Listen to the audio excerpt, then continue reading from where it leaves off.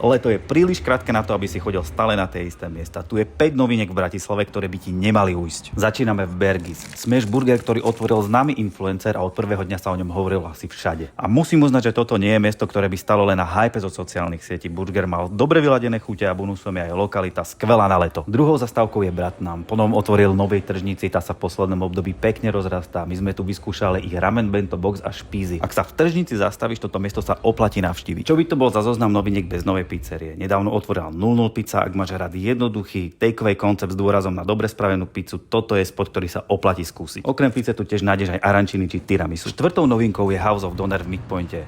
Na výber tu majú viacero vlastných kombinácií kebabov, samozrejme najviac ma zaujal ten s názvom Bomby s medovou čili omáčkou. A na záver St. Paul Crepery vo Fresh Markete a ich bretonské galete z pohánkovej múky. Mali sme tu ich signature verziu s udeným lososom. Práve takéto koncepty mám na novinkách najradšej, prinesú do mesta vždy niečo nové, čo tu doteraz chýbalo. Tipy na leto už máš, teraz si už len vybrať, kde začneš.